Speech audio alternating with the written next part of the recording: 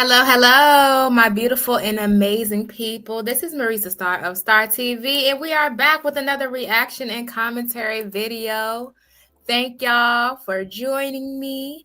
We are deviating from our usual content because I feel like it's so many more important things to discuss. We're going to get into the mess, every now and then, but we're also going to discuss some things that matter. And I'm sure y'all are familiar by now with my girl, okay? My girl, the iconic, the legendary Onijah Robinson. So Onijah Robinson is 33, and guess where she's from?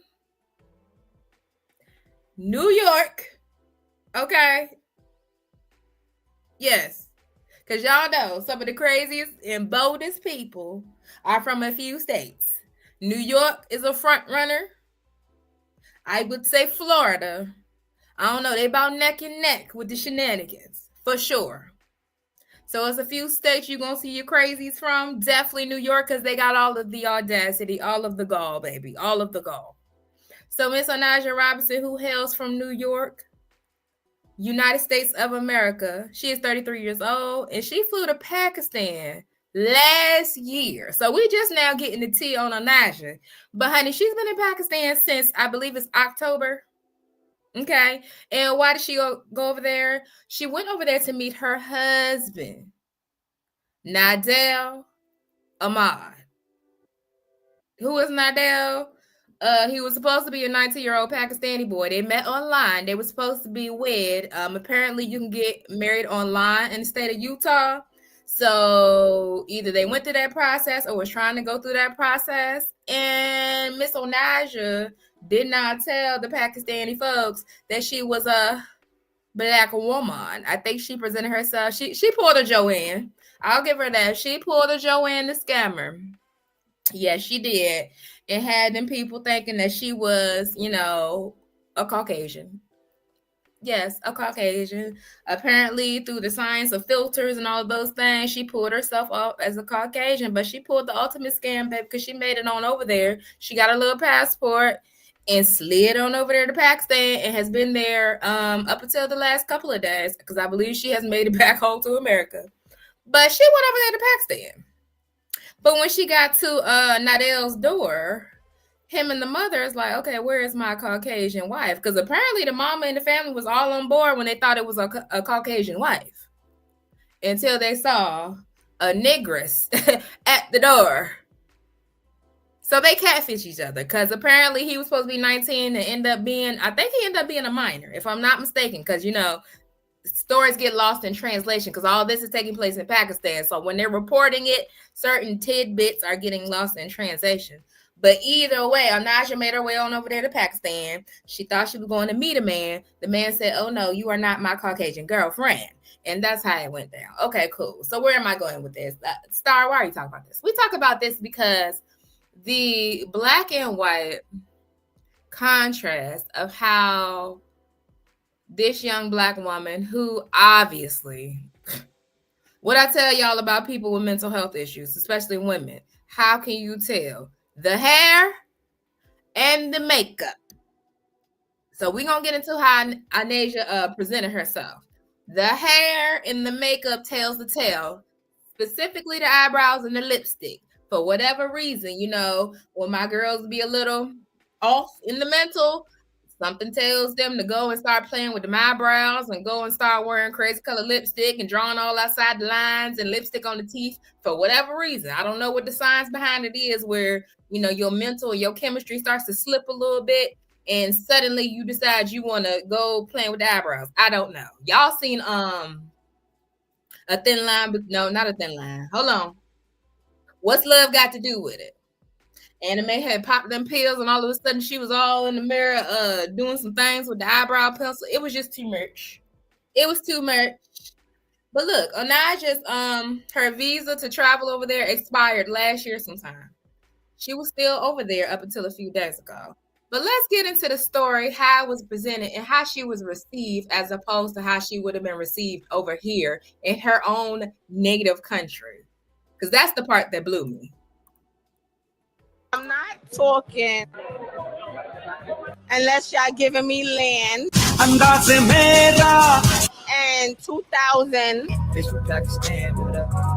or more. I don't marry for money. Every week, money is nothing. You hear me? Dear American sister, I'm from Pakistan. Thank you very much. Respect to the law, respect to Allah, and respect to God. Do you hear me? Meet Onijah Robinson, the 33-year-old American woman who chased online love all the way to Pakistan to be with 19-year-old Nidal Ahmed Memon. Sounds like a dreamy love story, right? Well, it was, until Nidal pulled a disappearing act, backing out of the relationship due to family pressure. And just like So she made it all the way to the door, and then somehow the family had the capacity to abandon. They abandoned the whole home. Onijah was there at their house, and I guess they took off and never came back. Like I said, little tidbits get lost in translation, but that's my understanding of what happened. Onijah made it over there. They saw she was not a white woman with blonde hair, blue eyes, and baby, they took off for the hills, and she ain't seen her husband since.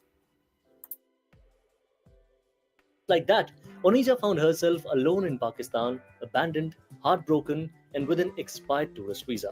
Your camera. I'm married to Nidal Ahmed. I'm Onijah Ahmed. We are moving to Dubai very soon. We're gonna have our baby in Dubai. where is your family now? It's private. I'm Muslim, and it's against my religion to tell y'all my business. Have a nice day.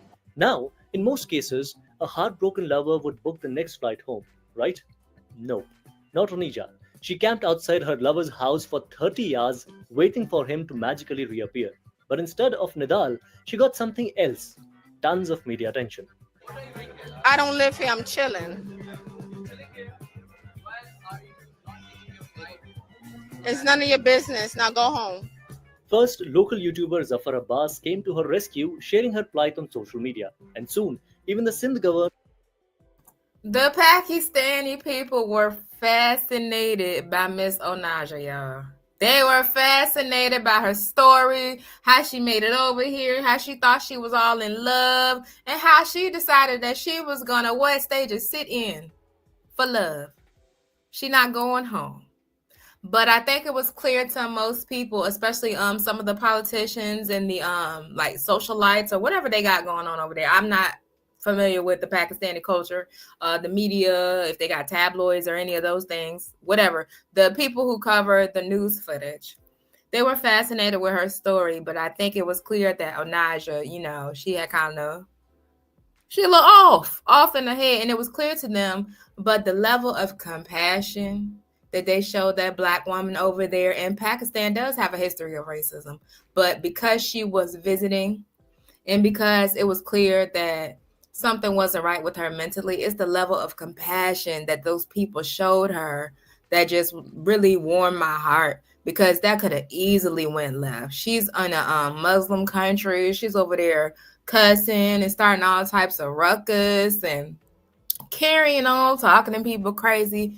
But they showed her so much empathy and compassion. Like, I think it's a lot to be said, the way they treated that young Black woman in a whole nother country from a whole nother culture versus how we treat people over here, and versus the lack of awareness to mental health, especially as it pertains to situations like that over here would have been escalated. That lady would have been beat down somewhere, but we ain't gonna get into that part yet.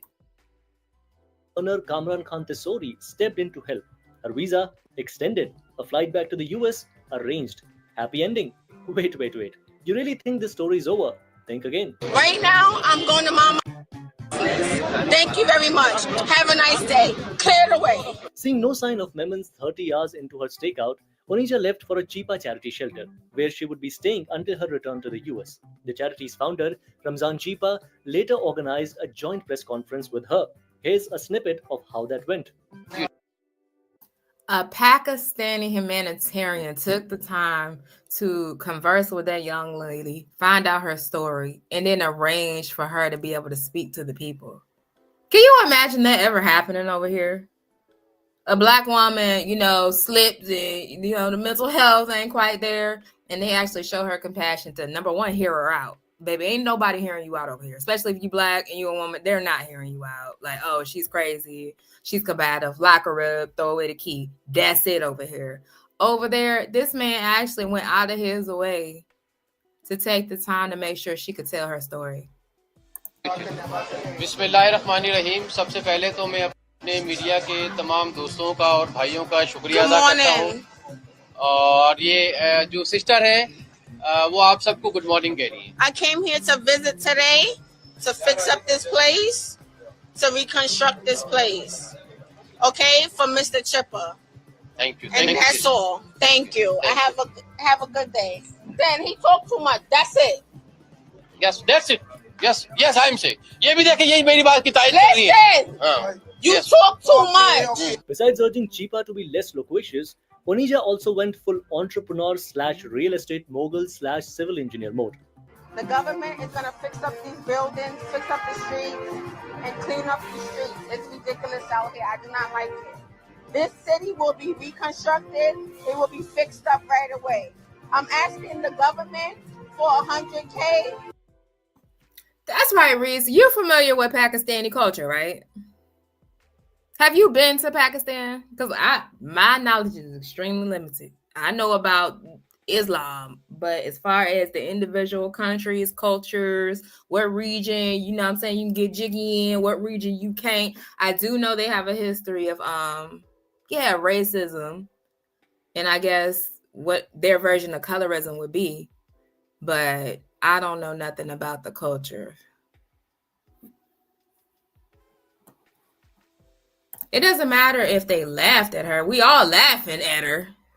We're clear about that. The whole situation is funny. It's the level of compassion they showed her. They kept her safe. They provided her resources. They made sure that she made it back to where the hell she belonged.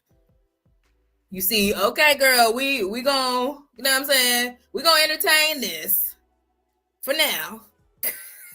But we gonna make sure you make it back to where you came from, because we got our own situations to deal with.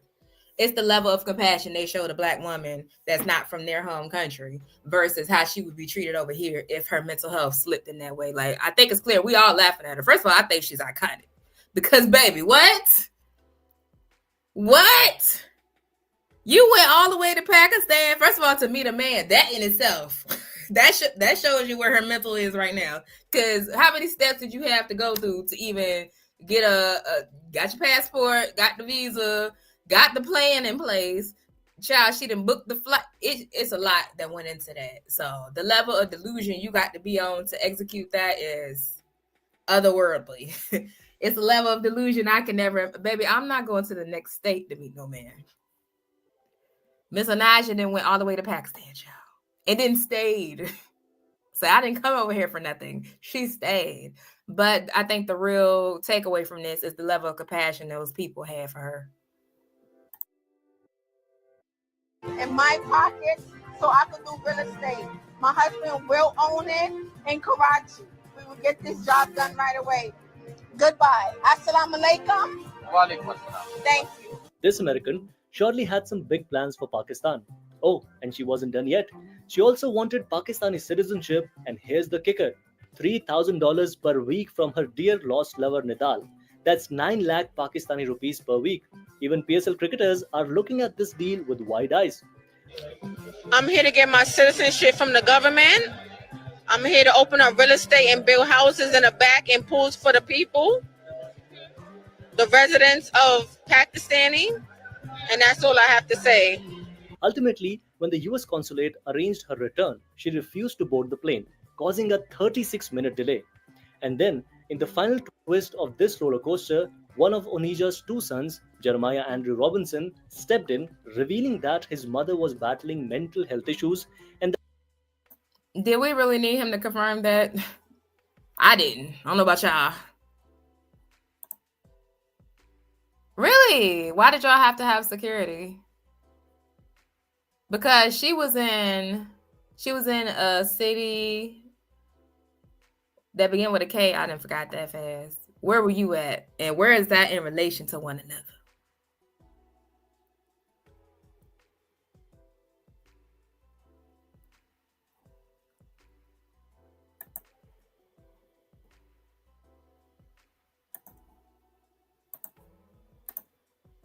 These kids love me on these streets. I give these kids money. It's nothing. He don't know what he's talking about. He do not know what he's talking about. Right now, I came here to visit him to fix up his place. Now I might close it down. But I'm not gonna do that. I'm gonna fix it up and put a new owner in place. So where are you going right now? Right now, I'm going to mind my fucking business. Thank you very much. Have a nice day. Clear the way. Okay. My dear American Listen, sister. I'm from Pakistan. Respect to the law. Okay. Respect for the law. Okay. Respect to Allah. And Okay. respect to God. Do you hear me? We're gonna have our baby in Dubai. ये जो है ये हमारी American sister जो है We don't know what you're saying. अच्छा अब ये सारी चीजें हम जो आप अभी देख रहे हैं ये हम रात से मतलब है कि स्पेयर कर रहे हैं अच्छा जाहिर है हम तो इंसानी बुनियादों पर हमारे So I see a lot of interest in this American lady who's landed in Pakistan to find her lover. So I am Pakistani.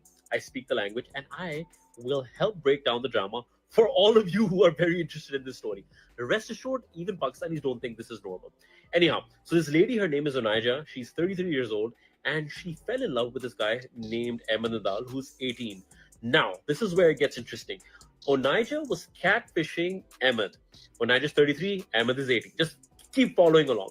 So Onijah used to talk to Ahmed with a filter, and she used to talk to him with a filter of a white blonde. Now, what filter is this, y'all? Because I have yet to see that filter to where they could take a black woman to a Caucasian, like 100%. And y'all done talked for whatever extended period of time, and you truly believe that this was a white woman. I think it's something to be said about what's going on over there in that household as well, because, The British. So Pakistanis like look up to anything that is white as, oh my God, this is like the ultimate beauty standard. And God forbid you are a darker shade. It'll be like, oh my God. So the mom was like, no, this black woman and all that racist complex colorism, all of that just came out. And so what the mom did was but the son was okay with this. So the mom took her son, she locked the doors of the house, and she ran away, and nobody knows where they went. Anyhow, follow along. So then Onijah went and she like camped in that apartment complex, like right in the parking lot. And she's like, I ain't leaving anywhere without my husband. And she kept on saying this. And what happened was all of a sudden, like people started getting word of this lady who doesn't belong here. And it's a very close-knit community because it's the hood. So like think about like the hood where everyone kind of knows each other. They're like, where has this person handed off? Where has this person just landed down? So anyhow, she was camping in the parking lot, and slowly news started spreading around, and that's where the media came in. And when the media came in, they're like, why are you here? And then like initially she wouldn't talk. When she started talking, she started saying all sorts of weird stuff. She's like, give me money. If you give me money, then I'm going to talk. But then slowly, like she started like saying some stuff. I want my husband. I'm going to leave without my husband. But again, like point being, a lot of huge ruckus started happening, and people in the apartment complex, their lives started becoming like, like hard because like you have the entire media coming in. These people just want to go by their lives. So what happened was a humanitarian got involved. A humanitarian, his name is Mr. Chipa, and she starts mispronouncing, and she calls him Chupa, and yeah, Chupa is look it up, and that became a meme in itself in Pakistan. So like there are multiple memes from this entire episode, multiple memes. Anyhow, a humanitarian got involved because like the people in the apartment were like, we can't do anything about it. So he was like, okay, I'm going to step in. He's very respected. So he's like, I'm going to help her. I'm going to help this sister of mine. So if he's calling you a sister, then that means he's being very respectful. And so he holds a press conference with her. He tries to take her out of there. And she tells him, shut up, you man. You talk too much. And this man, I swear to God, he is patient. He's still not cracking. but then Pakistani internet started going around with memes. He's like, he's being patient because maybe he wants a green card. Maybe he wants to marry her. Maybe he wants to go. Anyhow, so this man is just trying to be very patient with her. And what happens is like news has now spread. It has spread in the entire area. There's this American woman. I don't know, Sister Reese, because I have a tendency to think y'all got a little bit too. I got my can out. Spare some change, Mom. Spare some change. Who's come here for her lover, and the lover has ran away.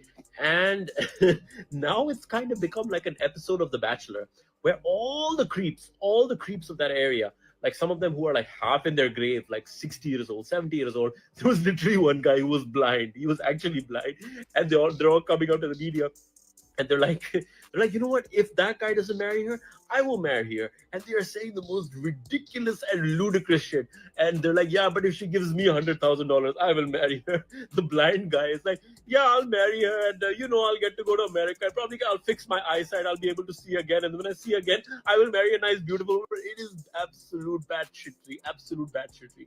Anyhow, the humanitarian then, like, by now we got word from her son that okay, she's mentally ill.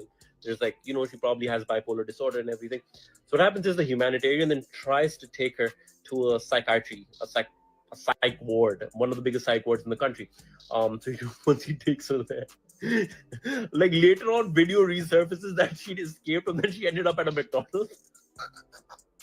And when she goes into the McDonald's, the humanitarian is still following her around because now he's in love with her. So when he's following her around, he's there with her, and he says in Urdu, he's like, give her whatever, like if she wants to order a burger or something. Like in her head, he was like a burger. She's like, no, I'll give you my order. And her order, she's like, I'm gonna like 2 McDoubles, 2 cheeseburgers. Yeah, Onijah went over there to that Pakistani McDonald's, and when I say she rocked up burgers and pies, she was over there chain smoking. Like Onijah was over there carrying the hell on. Do you hear me? But like I said, I think it's something to be said about the level of compassion, even with the history over there, and even with, the different dynamics of mental health. And she was over there, at times she went from like delusion, and then she'll slip into like aggression, and then she'll just slip back into her delusion. Like she'll go from shut up, you talking too much, shut up, I'm minding my business, it's against my religion to tell my business, to I'm gonna build up Pakistan, I want my Pakistani citizenship, I want $100,000 USD, I want $3,000 a week. So she would bounce between, aggression and delusion, and then sometimes a combination of both. So it was clear even before the son spoke out. And like some of y'all have said, she's lucky that something didn't happen to her over there. But like I said, that humanitarian and all those people who were so patient with her and showed her so much grace and mercy and made sure that she made it back home safely. It's a lot to be said about that, because let's get into the contrast. Let's get into how our own like law enforcement and so-called, social people who are in place to supposedly to protect us and all of these things, how they treat a Black woman who clearly is mentally incapacitated. Let's get into some of that. And y'all, let's contrast these two things. All your stuff in the bag, all the stuff you're concealing in bags. I came with bags in here. That's not what the LP's saying. I don't know. I haven't had any problems the whole time I've been here. I'm just riding around, looking around. Okay, well, they're saying that you're putting merchandise and stuff in your bag. Are you planning on paying for any of that? Of course. You have money on you? Of course, I have cash on me. This some lady was following me around when I got here. Okay, so is this all merchandise from the store then? Oh, this is my shit that I came with. I'm not no broke bitch. I got plenty of shit. I got shit in this store and everything. Do you have an ID on you? No, I don't have anything on me. Do you have a SOCH on you? You have a SOCH? I don't have none of that. Why not? I mean, what's the problem? They're claiming right now the shoes that you have on your feet, you got in storage. I did do that. I always do that. I always put something on my feet. I got shoes. Okay. It was this lady right here in jeans. There's a couple of them. I don't know. Okay, well, that's loss prevention, and they've been watching you put stuff in bags. I haven't put anything in my bag. I put these shoes on. That's about it. Is it a problem? Did I do anything to you? You know me? I don't know you yet. Okay, that's what I'm saying. I don't have anything. I mean, I don't have my information. 60 seconds into this video, it is crystal clear. Even to the untrained eye, this lady is throwed off not quite right. So it's supposed to be some type of statutes, and we're supposed to be passing laws and bills and all of the things that say when law enforcement responds to cases where mental health issues are suspected, they're supposed to bring somebody who is equipped to deal with these type of people. Is that happening across the country? Absolutely not. They are just responding in that one black and white way that they know to respond, which is to escalate situations, child, and lock people the hell up. Now, put that in contrast to let's say it was Onijah in the same Walmart with these same cops. Y'all think Onijah would have lasted 5 minutes talking how she was talking versus how she managed to stay over there for damn near 6 months? And she was shown such grace and had such support and was able to make it back home safely, hopefully so she can get the help that she need, because hello, y'all know y'all family members throw the hell off. Y'all need to keep a watchful eye on Miss Onijah. And she's young as hell. We in the same age group. She is young. Ain't nobody keeping a watchful eye on Miss Onijah. Why y'all not? How she make it all the way to Pakistan? But that's a conversation for another day. Let's see how this situation plays out, because this is the American way of handling Black women who have mental illness. Because, you know, God forbid we not just aggressive and these combative creatures. God forbid we actually have some type of chemical imbalance or something's not quite right in the mind. God forbid. That could never be plausible. It could never be that. We need to be shown grace and mercy, and she needed to be hospitalized and medicated and assisted to hopefully live a normal life. It couldn't be that. Of course, it got to be like, we're going to lock the bitch up. On me, but everybody knows who I am. I mean, I don't know who you are. I don't know what the stalking is about. I don't know what the problem is about. I'm not no disrespectful person. Yes, I do change my motherfucking shoes. Now they're saying you also put merchandise underneath your shirt. Do you have anything on you? I don't have nothing on me. I don't have nothing on me. I mean, the camera is a rolling thing.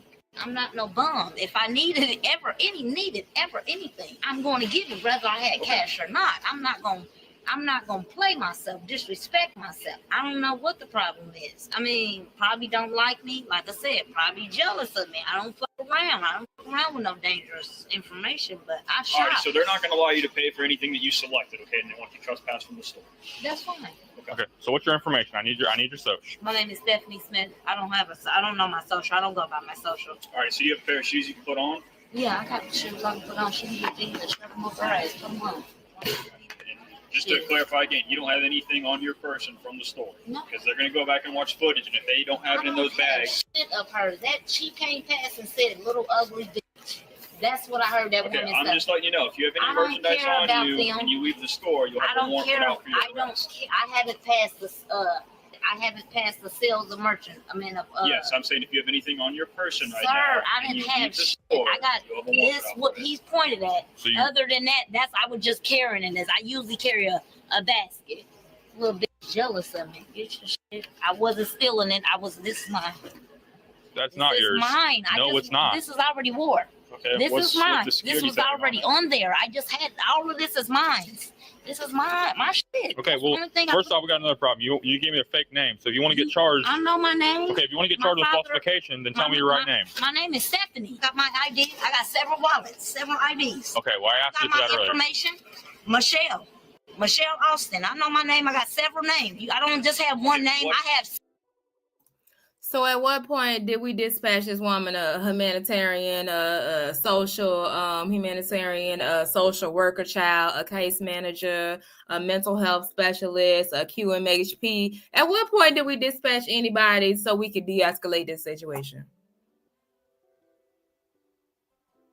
And this is the contrast to how people get treated over here and how we don't take mental health issues seriously. It runs rampant in my community. That's why stuff like this pissed me off. And it made my heart warm to see how Onijah was able to make it home safely and how they decided to treat her with such compassion and make sure that she was shielded from a lot of the shenanigans and stuff. Because over here, you don't get that treatment. You don't. They lock you up, let you out in a few days, and you still have the same issues. Nobody has taken the time to make sure that you're on the proper medication regimen, that you understand your diagnosis, your triggers, all of those things. We don't have that level of support from a healthcare system that is, billions of dollars?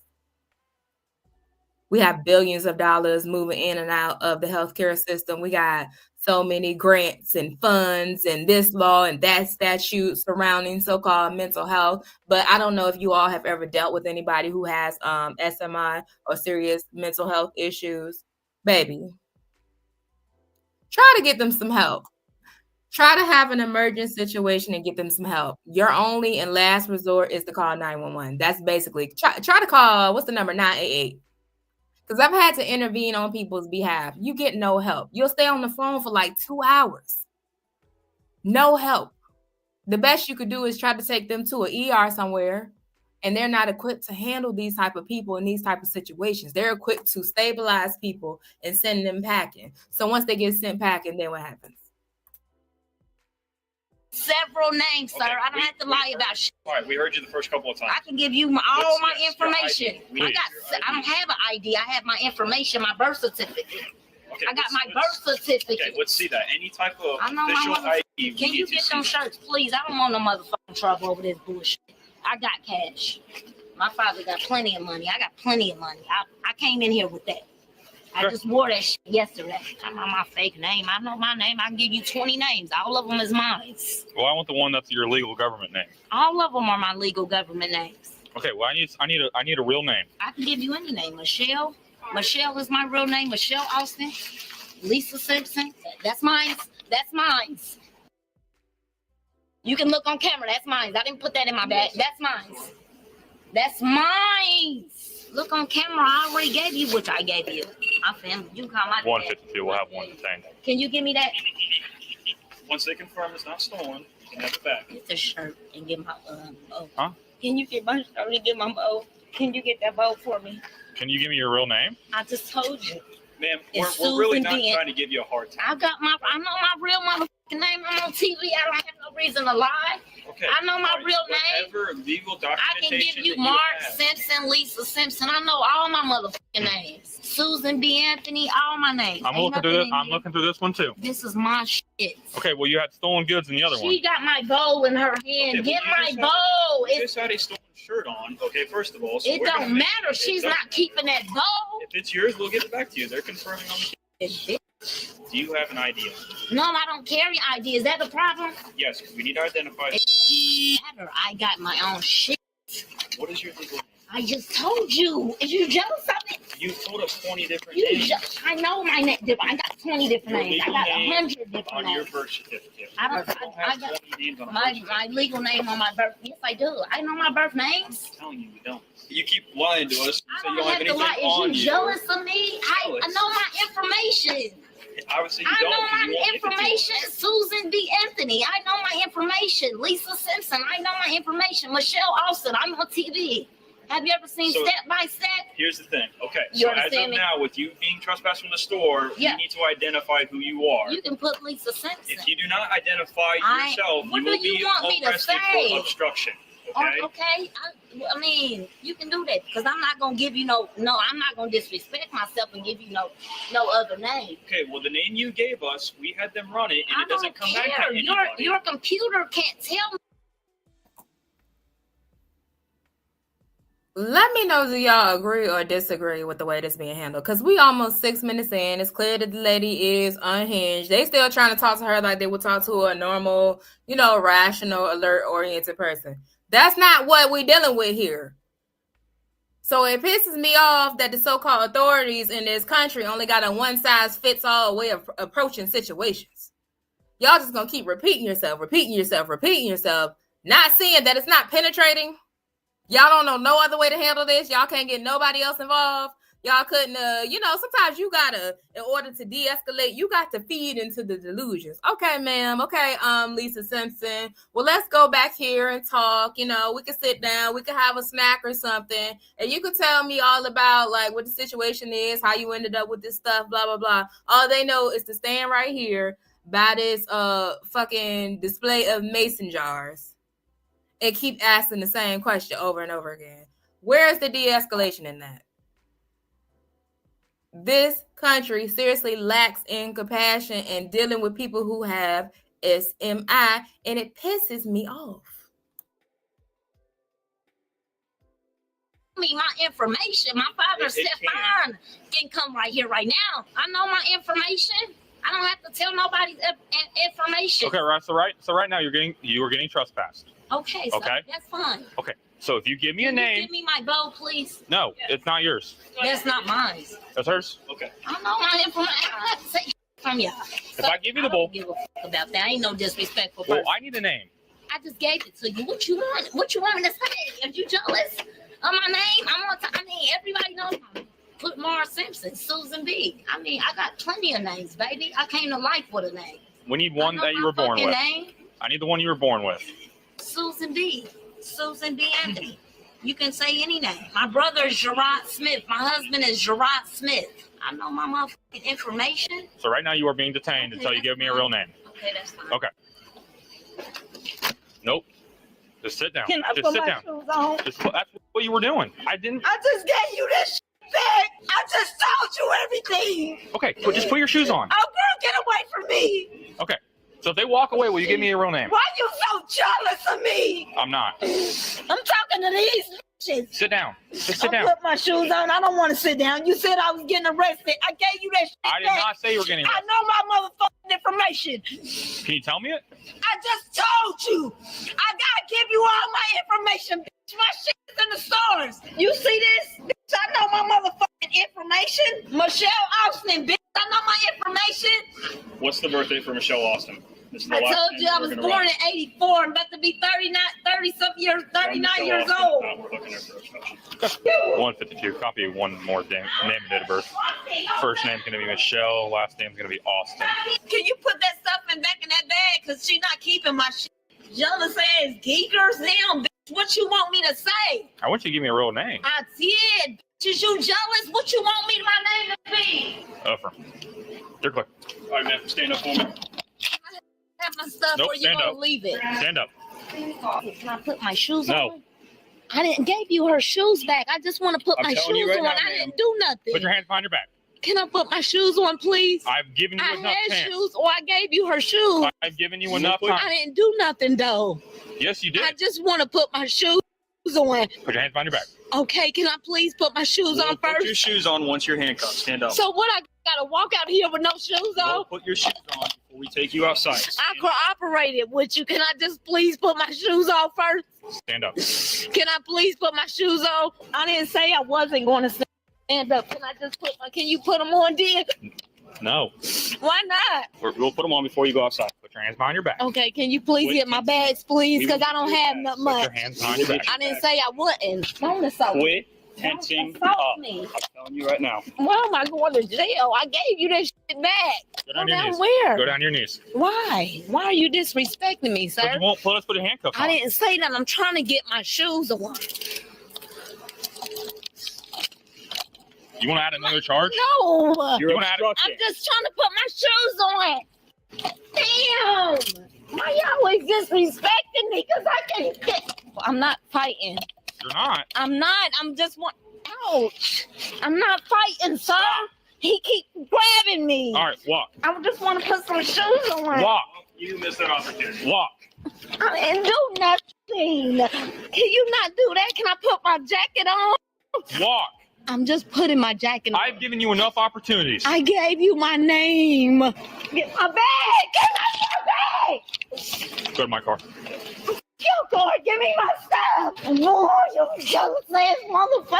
This motherfucker right here is jealous. Why y'all so jealous of me?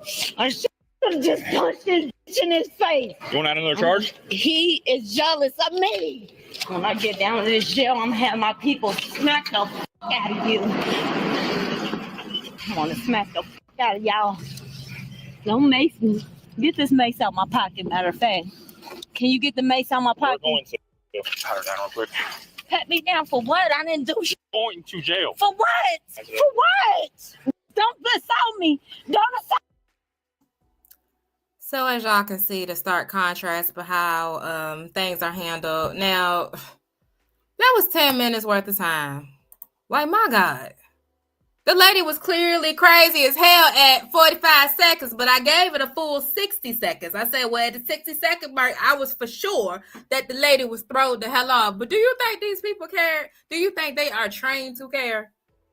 And that's why I told y'all it was so heartwarming to see how Onijah was treated in a whole other country across the entire globe. An American woman with mental health issues was treated better than some random, probably homeless lady was treated at the damn grocery store in America. Tell me, bitch. I have a shoot the fuck out of you. You have anything on you that's gonna stick? No, you, I don't have no weapons or nothing. Okay, where's the mace at? Turn this way. I told him it's in my pocket. I've been cooperative, telling y'all everything, and you still gonna take me to jail? You haven't been cooperative. Man, you sorry ass bitch. I didn't kill anything. I don't know. You it's right here. So it's in the jacket. Put my shoes on, please. Get in the car. Get in the car. Right. Can I ask you something? What? Why am I going to So you jail? can't tell me your real name. I did tell you my information. Sit down. But I did, sir.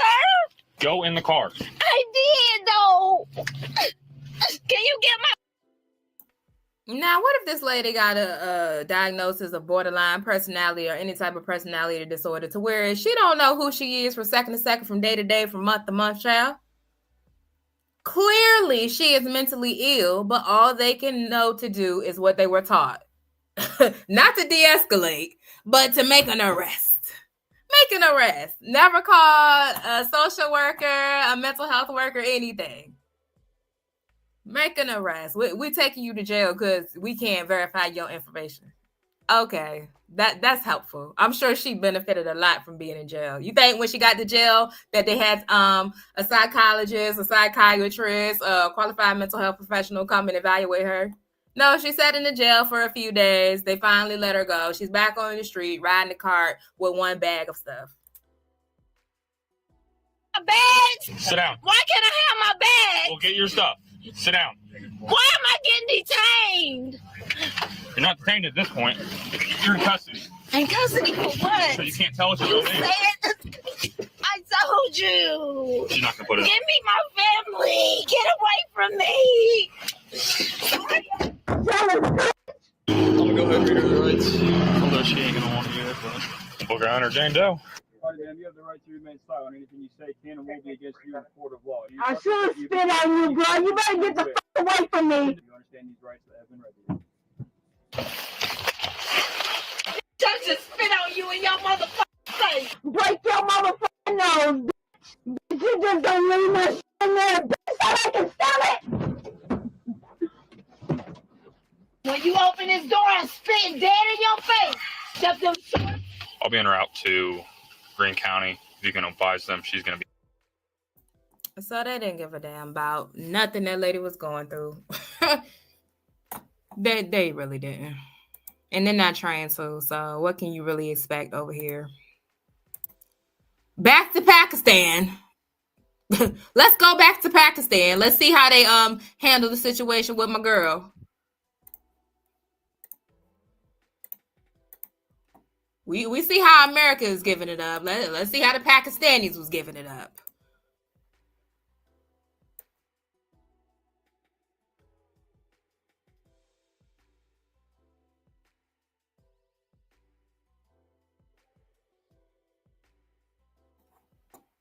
No, they don't care. They don't give a damn.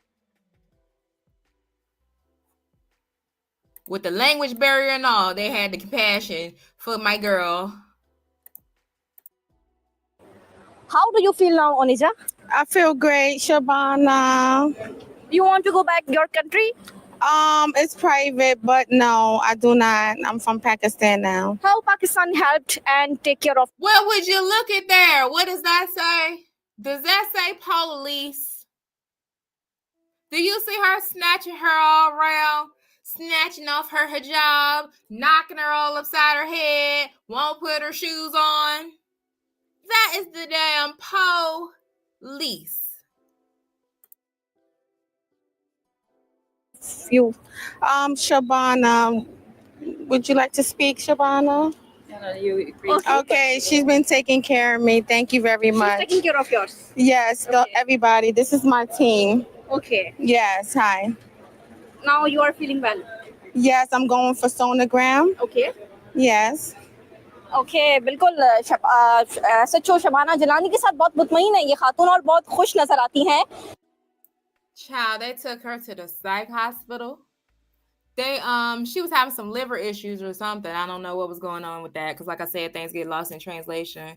They were addressing her medical needs, and I'm sure that their hospitals and stuff are very limited in resources, but they still had the compassion and the wherewithal to at least try to accommodate somebody who is clearly mentally disabled. Can you imagine that? And they managed not to beat her. They managed not to end her life. They managed not to mistreat her. Like, oh my God. और हमारी इनसे बात हुई, अच्छा feel कर रही हैं। पूछा गया वापस जाना नहीं जाना, तो उन्होंने कहा ये प्राइवेट है, फिलहाल अभी इनको दोबारा वहाँ ले जाया जा रहा है प्रॉपर चेकअप के लिए। अच्छा, ये बताइएगा, Yeah, so I would like to say that I'm launching a Bitcoin under Onijah Sales LLC, but it will be run under Nidal Ahmed. Yes, so anything else I would like to clear the air. Anything that you hear that's not true, that's not true. Okay, thank you. But you are, and that's that on that. Anything you hear that's not true is not true, baby. Understood? Do y'all see the contrast? Like, oh my God. And we're supposed to be the first world, the best nation, the business, the richest country, the American dream, all these things we supposed to be, but we still can't master the basic level of human decency and compassion for our own citizens. Now tell me where that makes sense at, y'all. Please. The land of the free, home of the brave, blah, blah, blah, skeet. Like, I'm over it. Over it. Tired of making excuses for the system. Tired of watching people get mistreated. Especially, don't let you be a crazy person, but really don't let you be a black crazy motherfucker. Oh, it's over for you. You're liable to really lose your life. So I encourage y'all, if y'all have family or friends who suffer from mental illness, and because you can be completely fine, completely functioning with certain mental health diagnoses, and something can happen. It could be a traumatic situation. It could be exposure to a medication. It could be anything. It could be watching stuff happen around you and it trigger an event. And all of a sudden you were this completely functioning, normal human being in society when you were on your meds, and then something triggers an episode and you find yourself running down the street butt naked. So if y'all deal with people who have serious mental illness or just suffer from mental health diagnosis in general, let calling 911 over here be your last resort. They're not equipped to handle people who are not, normal functioning, like just beyond the mental illness piece. Don't even call them folks on your neurodivergent people either. Because not you having autism and somebody called 911 on you. I watched the video of the young man who had an autism diagnosis. And, sometimes autism and other spectrum disorders, it has a certain component of aggressive behavior. But we know this. We've been knowing this for decades now. But we're still not equipped as a society to know how to handle these things. So the police came out there and killed that young man. And the family's sitting up there thinking they calling somebody who can assist in the situation and end up, burying their loved one. Because when people get in that mode and they're aggressive and strong and you aren't able to de-escalate, you should be able to call and have somebody who's a professional, a so-called professional, come out and assist you. When you get a call and it says anything about mental illness or my daughter's bipolar or my son's on the spectrum, he has aggressive behaviors, any of those keywords should trigger them to come out with qualified people. But they come out and all the cops know is to, I guess, neutralize. And a lot of the times neutralizing these situations mean to kill or maim or disable people. That's incorrect. So America, y'all have got a lot to learn. I want to get into a couple more clips of my girl because I'm telling y'all she was very much iconic and the Pakistani people love her. Y'all should see the comment sections and stuff on the other apps. They love her. They thought she came over there and they thought it was so fascinating and entertaining. They love her. And the Pakistani men, I guess if you're a black woman and you into Middle Eastern men, now might be time strike while the iron's hot because they own us.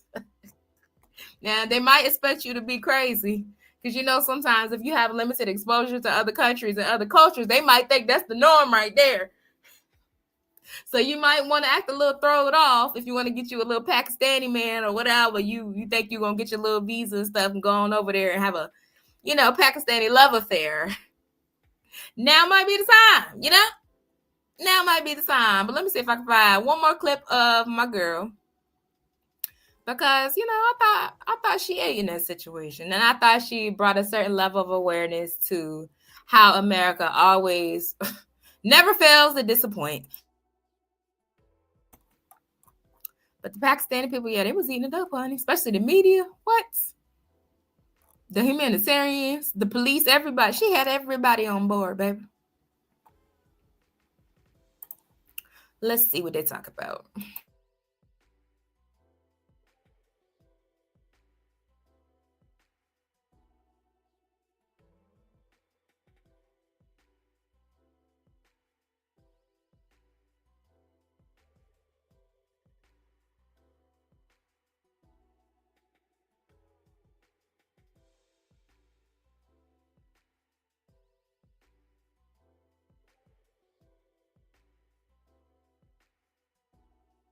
Landed in Pakistan is that how are black people viewed in Pakistan? So I'll try to explain and give you context into all of this. There is not a definitive yes or no answer over here. So I want to give you some more in depth into this. How are they viewed amongst the one thing which I want to just add over here? Nobody's going to be hostile to you. That is not in our culture. The overt racist hostility that does not happen, at least in Pakistan. That is one thing which I want to completely clarify. The older generation does have a sense of colonial hangover, a white complex, as they say, because we were formerly colonized by the British.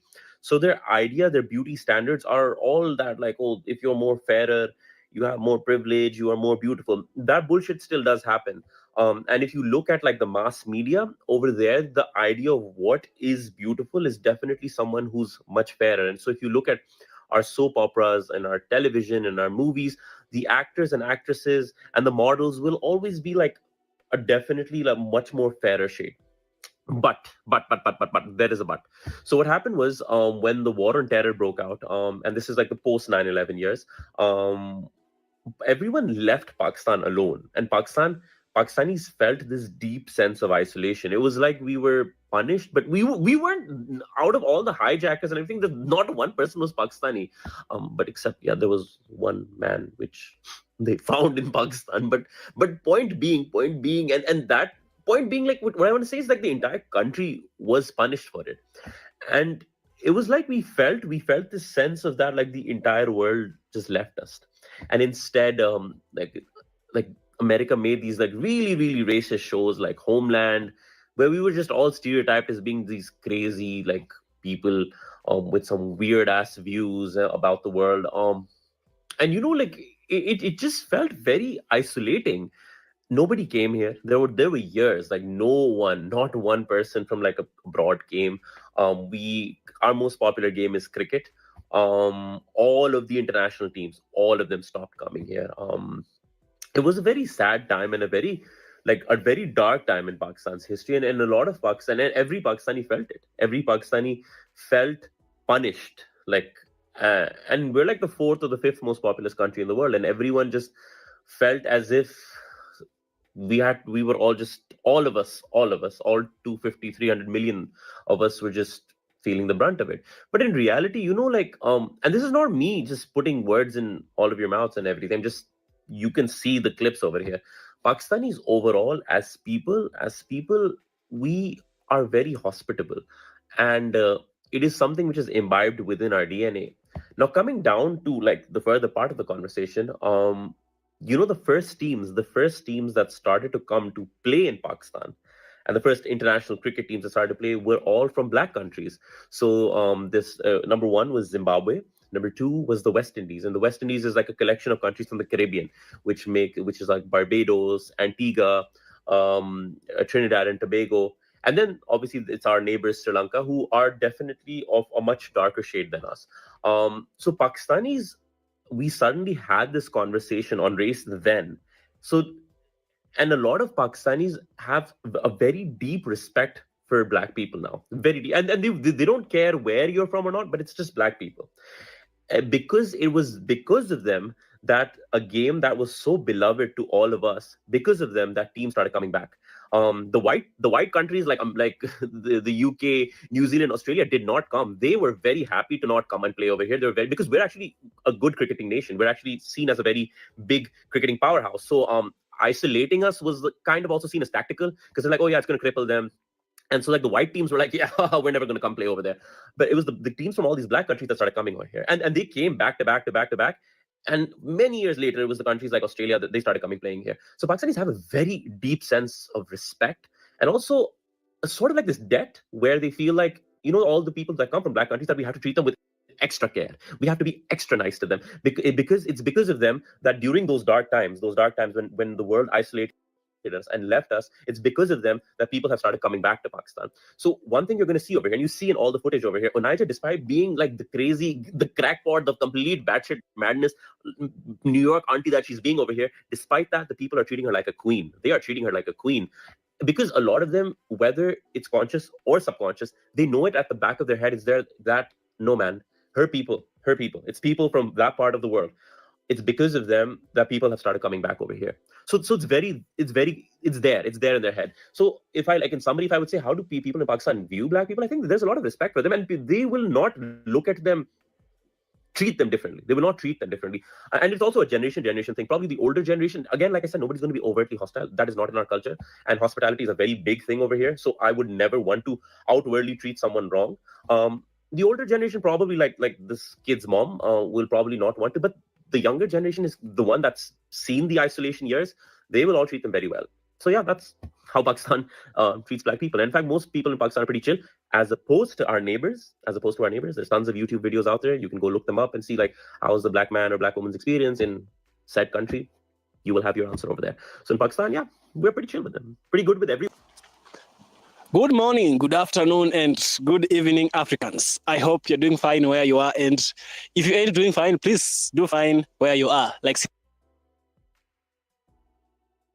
Because the United States demonized Pakistan for decades. Post 9/11, they were only trending in a negative light. So this lady showed the world that the United States don't only demonize its own citizens. For example, you have a couple of black guys who will smash and grab at a jewelry store. Now all black men are YNs. You have a couple of Mexicans vandalize police cars and steal police cars and do spin outs and burn the American flag. Now the whole culture is criminals, even the babies and the Catholic priests. And the harsh reality is, if those people in Pakistan would have been racist towards her or disrespectful, no one would have been surprised, because this world is not welcoming to black people. So it just gives the message like, hey, if they treat black people good, they treat everybody good. Because if she was lost in Italy, my God, tourism is going to... I'm sick with the flu and I need to go to bed, but not before I give you the next installment of Sister Onijah's Adventures in Pakistan.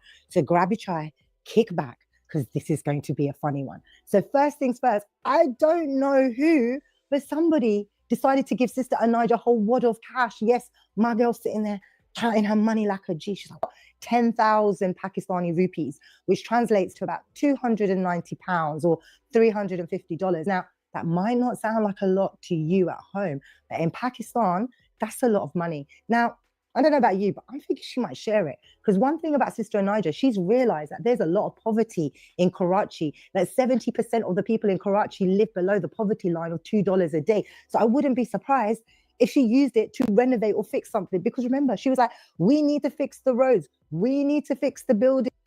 We need to pay these people more. So she got her money now. Let's see what she does with it. And then on top of that, rumor has it that she's been invited to do an advert for chai. Yes.